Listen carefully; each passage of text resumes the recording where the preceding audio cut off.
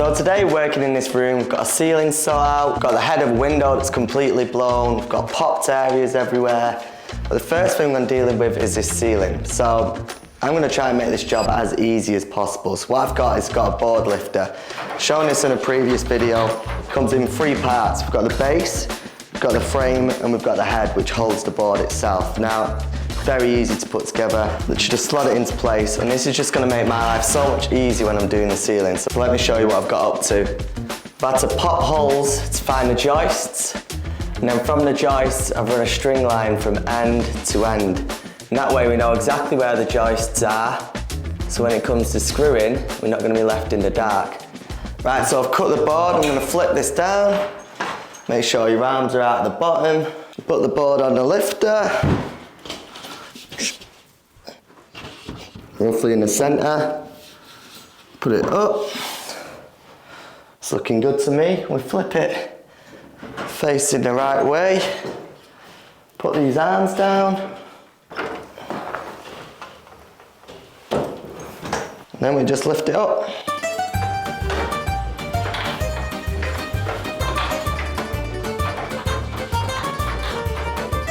Pop it in.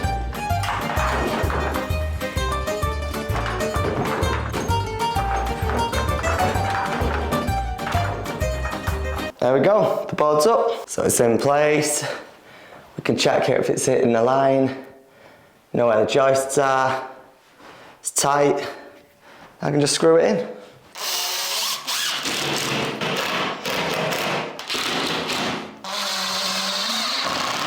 And that's it. When you're done, pop the brake,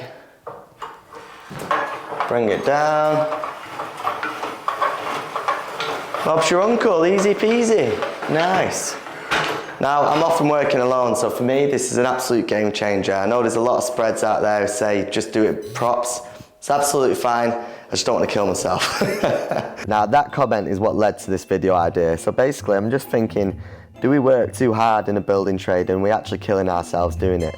What I find is, say when I did a previous video on this board lifter, a lot of plasterers saying you could do it faster with props. Now that is probably the case, you probably can do it faster. But actually the idea that I'm saving my body whilst doing it is a much bigger thing for me. So yeah, even if you can do a job faster, if I can find something that's going to make the job easier overall, I'm going to take that over speed. So the idea is, why is it that we're affecting our body and letting that get in the way before anything else? So I'm going to go into that in this video, but first we're going to sort out these issues we've got here.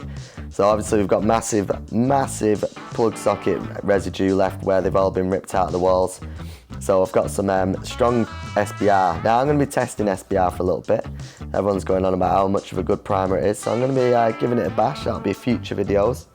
So everything that's not visibly bare is getting SBR'd. So I'm getting the plasterboard measured for the head here. I've cut it a massive section just for above. So basically it was cracked because it had a lot of heat cracking from the front. It get a lot of front house sun at the front of the house. Basically it seems like it's thermal cracking from the outside in. So I was thinking about doing it in solid. Well, what I find is the board's going to hold it together, and if there is any movement, then at least the board's going to stay as one, and it's going to prevent it from cracking in the long run. Now, just fixing it in place above, there is a timber lintel above that. I've actually double boarded that. That's going to give us extra 30-minute protection, so it's boarded at the top there. So overall we've got double board. Wherever there's timber, either use fireboard or double board. I've gone for the double board option because of the thickness. Now with the reveals, what I've done is paralleled it all the way through. So we've got 180, and then what I'm doing, the board above is basically just going to run in line with that board that's parallel on the head. So it's just easier to run the head first, and then we've got something solid we can work to. So that's done, it's all been dot and dabbed, and that's all ready to go. Now the best way to deal with these, in my opinion, was to slot little plasterboards into place first with the leftover board adhesive, and then I'm mixing some bonding up. I'll mix quite a bit up, and we're going to fill up all the areas now that are left behind, and a nice strong thick mix. You don't want it too sloppy for these areas. So this is render mesh. I'm going to show you why I'm going to be using this in a minute, but this is great for big areas where you've got massive sections that is missing out.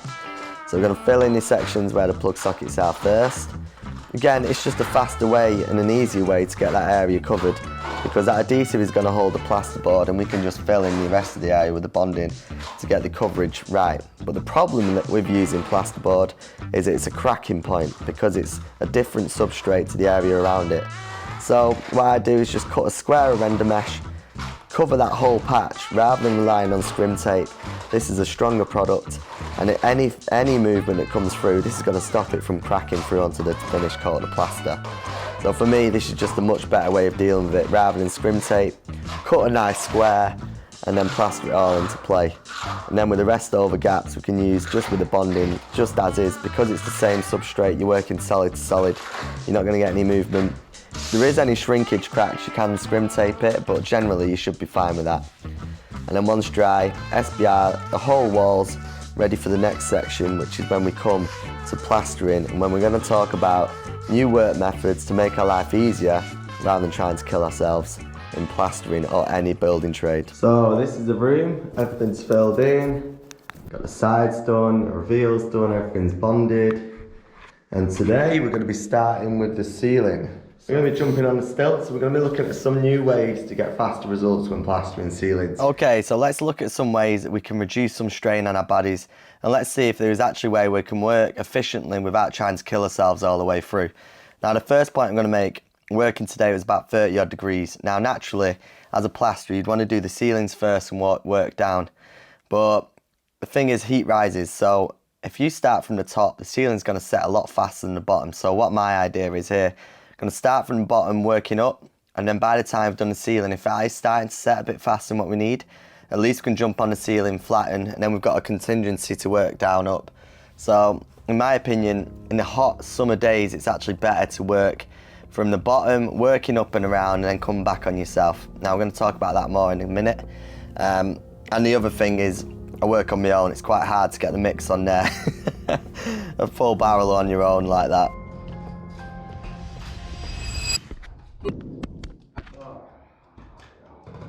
So I dropped my camera and now I've got to jump down, start again. Happy days. Basically, the stilts are one of the things that have saved me massively with my plastering. This is one of them things that I wish I always did a lot earlier in my days of plastering. The stilts save so much time, save so much energy. And actually, when you're plastering the ceiling with stilts, it's actually fastened wall. There's no plug sockets. You're not getting up and down and or hop up. You're literally on one level. So you're just getting your mix, you're getting your plaster, and all you're doing is skimming. So it's actually faster to plaster ceilings than it is walls, which is, for some people, a bit of a paradox. But with stilts, if you are using stilts for ceilings, it's going to be a much faster process. And this is one of them things where I know it's hard to get used to, but using stilts and getting used to them is going to save you so much energy, it's going to save you so much time, and that constant repetitive motion of getting up and down of the hop up is really going to mess up with your joints, where this is none of that. You are literally just plastering, you're on the same level. It's going to save your shoulders because you're really close to the ceiling. This is one of them tools, it's just going to really save a lot of energy and a lot of time, which for me is an all-round winner. So there, applied the top coat, first coat of plaster there. Okay, this is probably the best bit for me. Now what I'm going to do is I've applied the first coat on the wall and the ceiling. Now this is the game changer. This little invention here, we've got the spatula with the roll grip, we've got the handle. It just makes life so much easier. We can literally just walk to the corner,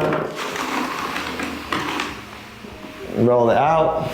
Again, the speed skim for me, I mean, I have been trialing Ruffino, I ain't got the pole attachment for that, but the speed skim for me is just a great tool for flattening, especially now we've not, again, the same premise of what's the same in the stilts, we're not getting up and down, and we're flattening a large area in a short amount of time. Now for me, that is just an absolute game changer, and there's a lot of people that are refusing to use it on the basis that it's going to make your walls, it's not going to give ripples, it's not going to leave them flatter. I totally disagree with that. It's a thick piece of plastic used over a 1.2 metre span. For flattening, you're probably not going to get anything better in my opinion. And I think the thing is with the plastering trade, we get a lot of people who just don't want to change, and that's fine, but at the end of the day, if there's something better out there that's working for you, I know the old ways used to work, and they do work, but Why aren't we just finding new ways to progress and finding new ways where we can save a body? Because let's be honest, anything in the building trade is an absolute killer on the body. And if we can find new ways to improve, new tools to get us better results faster without putting a strain on the body, then why aren't we going for it?